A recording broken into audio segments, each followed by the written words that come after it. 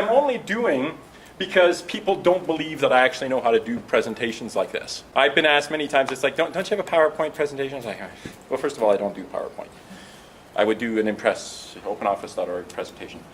And it's like, well, don't you do those? All right, fine, I'm doing one. Let's talk about the good, the bad, and the ugly of cloud computing. Cloud computing is really a no-brainer for any startup because it allows you to test your business plan very quickly for a little money. Every startup or even a division with a company that has an idea for something new should be figuring out how to use the cloud computing in its plan. Ooh, that sounds so grand, doesn't it? Merrill Lynch, by 2011, the volume of cloud computing market opportunity, by the way, they've raised this number, would amount to $160 billion, including $95 billion in business and productivity apps, email, Office, CRM, etc., and $65 billion in online advertising. That sounds good, doesn't it? And then we go for the bad. It's symbolism. Work with me on this. It's just as bad as using a proprietary program. Do your own computing on your own computer with your copy of a freedom-respecting program. If you use a proprietary program or somebody else's web server, you're defenseless. You're putty in the hands of whoever developed that software. I stay up nights thinking about that.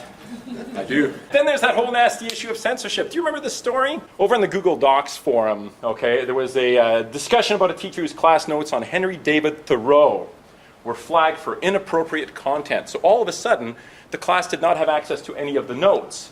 The document was unavailable for sharing, and the Google police had to jump in, and the hapless professor had to say, look, it's like freaking class notes, man. Henry David Thoreau, of course, is, filled with sex and violence and child porn and stuff like that, so they had to flag it or something. But anyway, it took a long time. It took a couple of days of people screaming and trying to explain to Google that it wasn't necessarily a bad thing, but because they were using Google Docs and the documents were in the control of somebody else's, it does sound like Richard might have had a point on that one there. They couldn't access the notes because even their own material suddenly belonged to someone else. So that's part of the bad there. And then there's the ugly. You notice I didn't give you another picture of a cloudy day because I couldn't come up with it. There was the bright sunny day with a few clouds in the sky. Then there was the gloomy day with lots of clouds and looking like there was a tornado coming. And I couldn't come up with ugly after doing that. So Amazon S3 web services down. Bad news for customers. That DNet February 15th, 2008.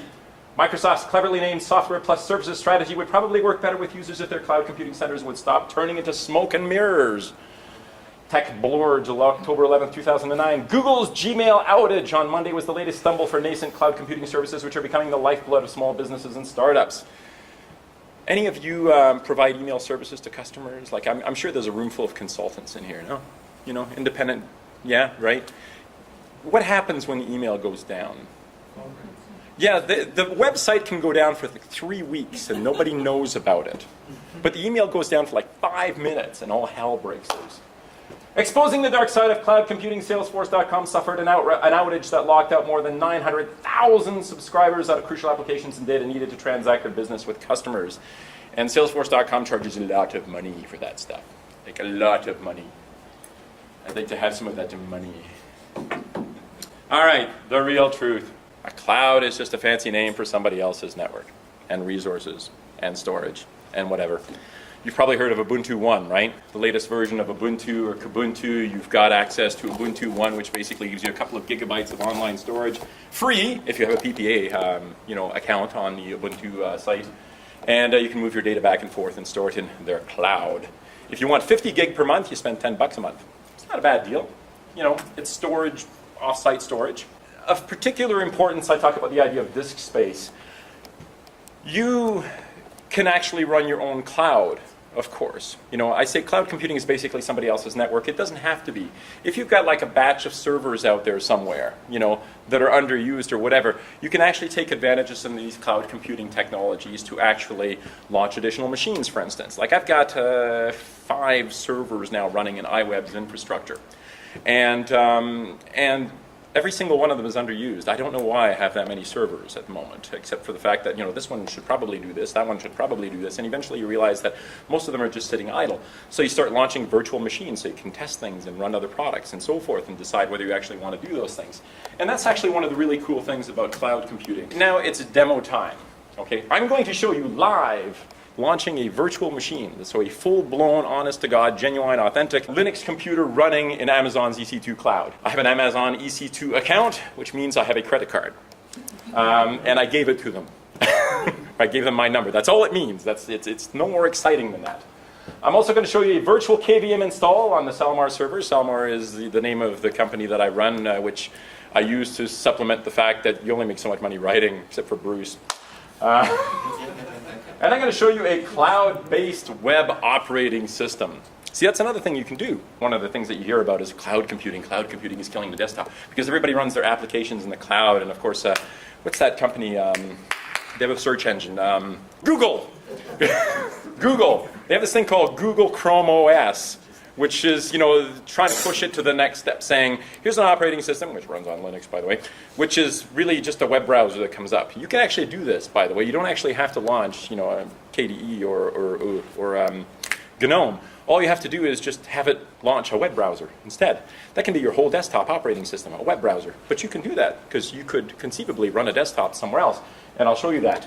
Okay, there's Amazon Web Services, which I'll show you in a minute. I'm not actually going to spend any time on Eucalyptus, but I want to tell you about it. There's something called Ubuntu Cloud Services, which is actually a partnership between Ubuntu and others, and a company called Eucalyptus. And the reason I mention it now is because I'm going to show you Amazon Web Services. Eucalyptus is actually an open source implementation, command for command API, identical version of the Amazon Web Services, but something that you can run on your own server. So let's say that you've got a whole pile of servers. You've got like 6 or 7 servers, and if you're working in a university or if you're working in a company that's got this spare power or whatever, really you could launch a whole bunch of virtual machines, but you actually have to go to that specific machine, check out what your resources are, and then you launch a machine there, and then you launch a machine over here, and you do that sort of thing. It would be nice if you could actually have something that lets you manage those resources. Where are my machines? Where are my machine images?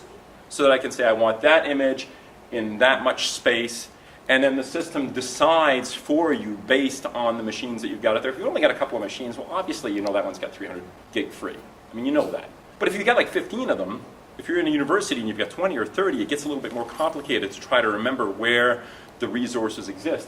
So Eucalyptus is a framework that figures that out for you. And Amazon Web Services is exactly the same sort of thing, or that's exactly the same as Amazon Web Services, in the sense that Amazon has a whole whack of servers out there, a whole pile. So does Google, which are, quite frankly, underused. So they built this massive, massive infrastructure, and at some point they go, holy crap, we've got a lot of disk out there, and we got a lot of memory, and we got a lot of machines. Maybe we could sell some of that stuff to other people. Hence, and this is one of the big cloud computing businesses out there. But Eucalyptus is a product that you can use that mimics, that works like Amazon Web Services, so you can use it in your own cloud. Remember Richard Stallman's thing about, cloud computing, bad thing?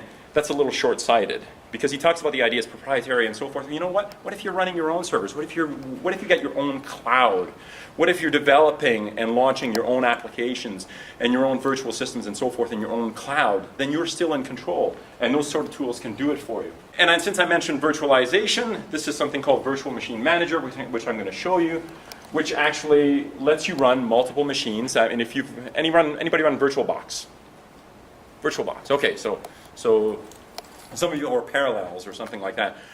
You can actually run other machines on your machine. I routinely do that here so I can test things out. I've got 6 or 7 different machines and operating systems running on here, but all running under whatever operating system I happen to be running at the moment. And of course, at the moment, it's running Ubuntu 10.04, beta 1 with all the updates, whatever that means. And then, of course, my web OS, which is a particular web operating system called iOS. And that is the end of that part of it. And let's do the fun stuff, okay? Amazon Web Services. This is the Amazon Web Services console. And you'll notice at the moment I've got a machine that's terminated over there. I've got a machine that's actually running. Let me show you what it takes to deploy a machine in Amazon Web Services, okay? So I click Instances, I click Launch Instance, and then I get this Request Instances wizard. Amazon has a bunch of AMIs. These are machine images that are pre-created, okay? Fedora machines, and then they tell you what they are. Like I've got this Fedora Core 8 with Apache 2.0 Amazon AMI tools. It's going to have that. You've got a Ruby on Rails one with Ruby Gems, Mongrel, MySQL, and so forth. So you can actually take machine images that already have the tools that you want to use already installed and ready to go. So just for the heck of it, let's take that 32-bit Ruby on Rails starter. Your AMIs, those are the ones that you've created and uploaded to the system, and of course there's the community ones. Because of course, there's a community of people out there who create images and say, I pre-created a machine that's got all these little goodies on it, so you don't have to install anything. Let's just take one of the quick start ones, and like I said, we'll take that Fedora one there, and I'll click Select, Loading, and then it's going to ask me this, the size of the machine. I can have multiple cores, higher memory, and so forth. I'm just going to take the small footprint system for the moment. And I'm going to say continue. And kernel ID, there are different kernels that have been set up and they were defined in the previous screen. I'm not going to do any of that. I'm going to take all the basics here. And I'm going to say choose an existing key pair. The key pair allows you to log into your machine, to SSH into your machine once you've launched your machine, okay? So, and I've pre-created the key pair to make my life a little bit easier here. Name of your security group, I'm going to choose one of the ones that are already created. I'm going to choose the one called Marcel, which basically just gives me SSH access. You can use a security group. Effectively what you're doing is you're defining your firewall ahead of time. I want to allow port 80 and I want to allow 443 and I want to allow SSH and nothing else. You can predefine all those things ahead of time. I'm just making this SSH really, really simple. My instance is now launching. I can just click close here, and if you take a look up there, I've got my new machine, which is pending, and it actually happens fairly quickly. I'm not going to wait around for it because I'm going to just jump over and show you Virt Manager, Virtual Machine Manager.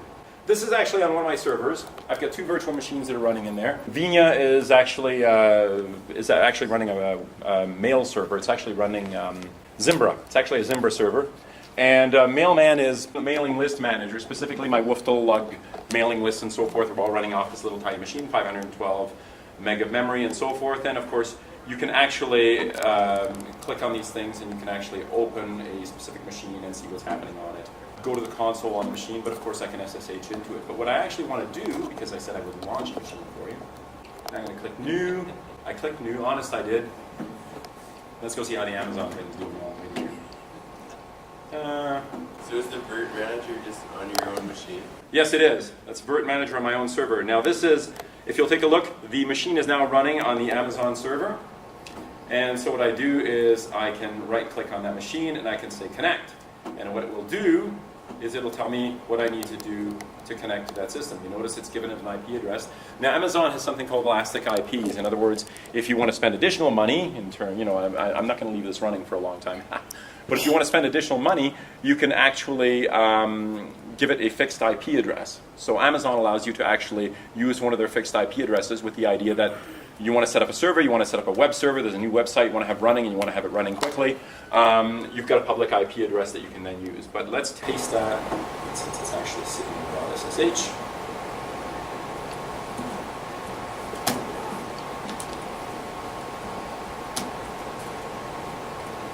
And there you go. There's my Fedora 8 32-bit machine up and running. And that didn't take a whole long time at all. And everything is there. What can we do to this thing? It's the real thing. It's up and running. RPM-Q a Ruby. And it should have the Ruby packages installed. And yes, it does. It's magic. It's amazing. It's fantastic. If you're actually looking to set up a machine and test something out very, very quickly, and like, let's say you want to run something for a couple of days, you need a machine for a couple of days, this is a hell of a lot cheaper going through the Amazon Web Services, a hell of a lot cheaper than contacting your local ISP and having them deploy a new machine for you and paying for a one-year contract or something like that. I have used this a few times where I needed a machine very, very quickly. I wanted to beat it up, I wanted to kill it, I wanted to try something that I knew would invariably, end up badly, and I didn't want to keep it anyway. You can have a machine up and running in no time whatsoever this way. And they charge you like a few cents an hour to run this thing. It's actually not very expensive. Now, if you keep it up and running over the course of a month, like if I were to keep up this, this small machine instance running over the course of a month, and everybody was using it, I was using it as a web server and so forth, it's actually no more expensive really and no less expensive than going to your provider, like in my case iWeb, for instance, the company I deal with, going to them and saying, I want an honest-to-God physical machine to run all this stuff. You'll wind up with the same resources and so forth. The thing here is you can have it instantly, whereas if you go to your hosting provider, odds are they'll tell you, 24 to 48 hours. If it's the weekend, you're not going to get it until Monday or Tuesday, blah, blah, blah. This you can have it like in 5 minutes. Okay? It's very, very quick, and that's why it's actually a really cool thing. I'm actually going to get rid of these machines after I'm done here, and it'll have cost me like 50, 60 cents to actually run those things. I can't do that by going to a place that's going to set up a physical machine for me. There's no way to do that easily. If this got away from you and actually turned into a production system, like, Yes. you know, God forbid. What do you have for data integrity, and like, how do you do backups? And Well, you're going to have to do backups the way you always do backups, okay? But obviously, since the machine is sitting in the cloud, you're going to have to do them either using rsync or something like that to back it up locally if that's what you want to do. Amazon also offers something called S3, which is their cloud computing storage system. Literally, you buy storage in Amazon's cloud. Now, that is very inexpensive. And by the way, I have compared that one, and it's actually cheaper than Ubuntu's, which tops off at 50 gig anyway for a month. So it's actually a little bit cheaper. The problem is that you're supporting a big, giant, evil corporation as opposed to a small, a small company dedicated to open source. Although Amazon, I just want to point out, is a company that actually does, work with and support open source, specifically in Linux development in a big way, and is hugely profitable. Sort of like Google. You can argue that Google is evil or good, or whether they do evil or they don't do evil, regardless of the motto. But the fact of the matter is, they're a huge, huge supporter of the open source community and of Linux development in general, Linux and open source development in general.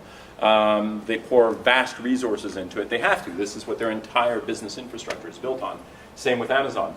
This is Virtual Machine Manager on my systems. This is not Amazon. This is not the virtual. This is actually my physical piece of hardware where I've got resources that I'm willing to develop an additional machine on. Create a new virtual machine. All right. So I'm going to say forward, and let's call this machine COSSFest.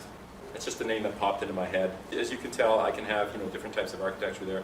It's just an x86-64, hypervisor, KVM, QEMU. Obviously, I want to run KVM. Linux, not Debian Edge. It's got an Ubuntu image down there. Sure, I'll pretend that that's what it is. And I'll say local install media because I've got an ISO image on the system. There we go. Ubuntu 9.10, i386. And there you go. So I've got my image there, and I'm just going to say, a 4 gigabyte image, allocate entire virtual disk now.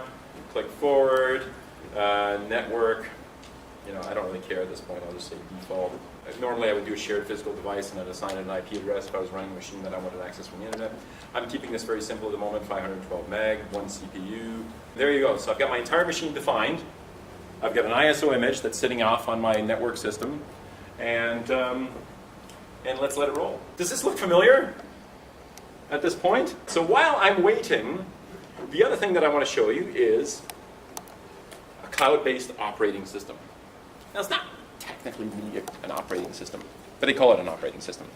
Although it's got an environment where applications already exist, so you've got all your applications. There's a site sort of like kdeapps.org or gnomeapps.org where you can actually go iOS apps, where people create little applications that actually work in the iOS environment. But the whole point here, this is distributed under the AGPL, so obviously you have to respect that license if you're going to deploy that in your organization. But it's really kind of neat because it lets you create an environment where effectively you're providing a full desktop operating system that you're in complete control of. Okay? So you can provide a desktop with a specific set of applications, with a specific environment to your group or your organization or whatever. And I'm going to show you how easy it is to set something like that up. And at the bottom there, allow users to create accounts. You can create this environment where you let anybody and everybody who wants to log in. This is the installation for iOS. So what you do is you get a zip file. You unzip the file in a place that obviously you've predefined. I mean, I obviously created ios.salmar.com to go to a specific machine where I've unzipped this file. But I haven't installed it yet. So I'm going to show you the install process. So we're logged into iOS. So the people with a laptop, http://ios.salmar.com, try it. When you log out, I'm going to say close session on here because he logged me in automatically. Look at the bottom there, new user. You click that little new user thing at the bottom there. You can create a username, password, retype your password, and just like that, you can deploy a desktop operating system for your people to play with, to muck about with. As you can see, there are a bunch of little applications that are already built in that they've provided for you. Office applications, word processor. This is not OpenOffice. This is a very simple word processor that's lightweight that you can use online. You actually have to upload your files because remember, this thing does not live locally. And in fact, if you open up the navigator, it's actually kind of fascinating. You're providing this for people. You say a navigator. You open it up, and there's your web browser. Does it have any collaborative editing?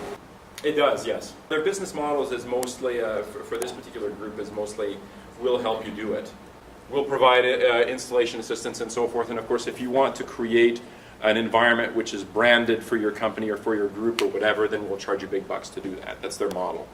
And apparently they've been fairly successful. They have a list of companies that they deal with, organizations that they deal with, where they've created, like they've got a gaming company, for instance, where they provide, you know, gaming related sort of applications and so forth. So, and they branded it for them, but of course they charge them a fair bit, actually, to be perfectly honest.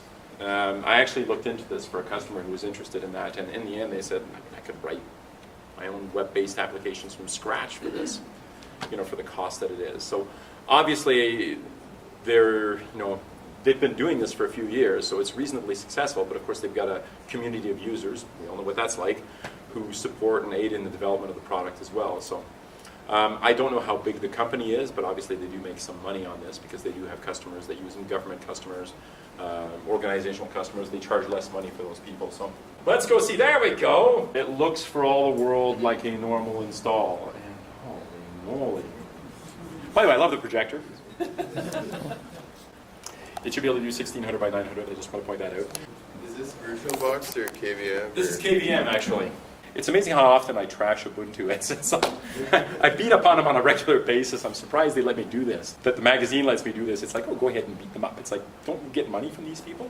But anyway, one of the things that I complained about bitterly was their decision regarding KVM. And the reason that I was really upset about it is up until 904, 810 or something, and probably 904, it was 904.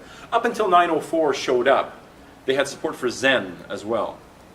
So they had Zen-enabled kernels. So I created an environment that had Zen virtual machines running in it, okay, with an infrastructure that allowed me to support and manipulate those machines using Zen. And then we upgraded the machine, and they claimed that they still support Zen, but they don't provide any tools for Zen. They don't provide kernels for Zen. Any of that stuff. It's all KVM. There we go. See, it actually is working. It actually is working. You're just installing it like you would install any other machine, except that you're doing it in this virtual environment. Do you see any issues with hosting things in the US, and is there a Canadian hosting service like those? I'm a little leery about hosting things in the U.S., to be perfectly honest. Mostly because they've got like weird laws, you know, that allow them to snoop on you and watch what you're doing and, you know, intercept your communications, and you may be breaking the law when you don't even know that you're breaking the law. So I'm a little worried about things like that. I host in Canada for that reason. I mean, I could be totally out to lunch. There may be absolutely nothing to worry about, but being an open source guy, an open protocol guy, somebody who believes in that, you know, my information is mine, and my data is mine, and all that sort of stuff. I kind of have trouble with that. You know, I have trouble with closed formats. If I create a document in something, I want to think that I can actually access that document 10 years later, 15 years later, without giving somebody vast quantities of money. Those things are important to me. And I'm not saying that Canada is, you know, a million times better. Anybody heard of the Arrogant Worms? Okay, cool. You mean the song, you know, I'm proud to be Canadian? There's a line in there that says, it's not that we're much better, it's just that we're less worse. And sometimes I kind of feel that way, you know. It's not that this is really a lot better, it's just less worse. Amazon doesn't have a hosting facility. No, they don't. They don't. But if None I'm of just the testing a ones machine, you- if I'm just farting around, if I just want to try something out. A couple of companies that I've worked with who were thinking of using Google Docs and Google Mail, you know, to spend less money, whatever, and whose policies and procedures, internal policy, internal rules, made that impossible. And it made it impossible because then, you know, the data is somewhere else. They had to host it on Canadian servers at the very least. So yeah, I mean, they could be deluding themselves as well, but there may be policies in place that prevent you from hosting anywhere other than in Canada if you're a Canadian company. The Eucalyptus and these other services are very cool. A lot of people we find are using things like Google Docs and these kinds of services, the actual applications, not just the hosting services or build your own web apps, but full web applications. Mm-hmm. Google has been a great example. And people are using them pretty much because it's more convenient, right? Your data is on the cloud, so I can get it from anywhere. I can fire up a web browser and edit it, yada, yada, yada. What OwnCloud is striving to do is create a installable set of, installable OS really, which goes great with your virtual machine concept, that provides a whole set of applications for remote file storage, as well as various web apps to actually integrate with it. And the idea being that it integrate with local desktop applications, so you're not tied to the web browser exclusively. But again, putting the ball back in your own court as far as web services goes. And as I understand it, as this project reaches maturity, the plan is, at least in Europe, for some companies there to actually start offering own cloud image hosting. Pick your own cloud. You either self-host it or you can host it with basically an ISP. There are a number of companies, on a similar vein, there are a number of companies that actually provide custom image generation, where that's really their business model. It's like, okay, we've got all this processing and so forth, so we'll let you create these images, which then you can launch in your own environment. I'm kind of wondering if they do that same sort of thing. That's half the battle, right, is having your image online. The next question is, how do you use it, right? How do I get my files there? Am I going to use something like the iOS where it's all in a web browser? Am I going to use web apps? Am I going to be able to use the desktop apps I use today? Do I have to choose between one or the other?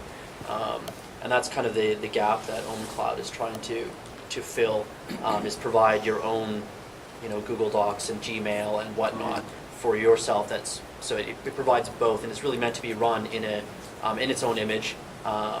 And so the virtual machine idea is right up, exactly what it's aiming for, but to add all those actual applications with it as well. And there's a bunch of integration happening with KD applications on the client side as well. You'd actually be amazed at how many pre-built images are out there. Companies that provide, well, not just companies, but there's a company called Virtual Machines that has basically a whole pile of different virtual machines pre-created. There's Jumpbox.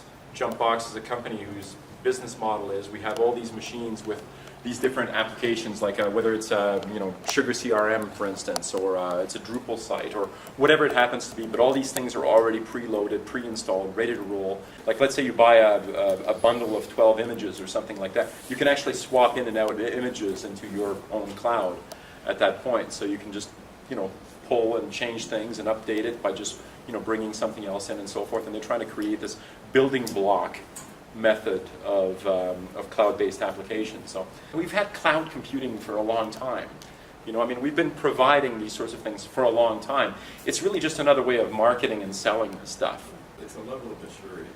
Yes. But it's also very nascent. Okay, everybody is still trying to figure out what this means and what it's going to mean and how they're going to be able to use it and how they're going to monetize it and so forth. They understand it better now than they did 3 years ago. Absolutely, but that's the nature of almost all of these things. I remember when I first set up, when I first started running a Linux desktop back in 1996. I had to futz and fiddle to get the X window, the X display running and so forth. I'd been running it before that, but 1996 was like the cutoff. That's when I started doing it. It's kind of amazing how far we've come in that time. I watch what happens like in the Windows world and the Mac world and so forth, and it's like, there's a lot happening there as well, but what is happening in the open source world is like on this incredible curve. Everybody throwing in their own ideas and so forth.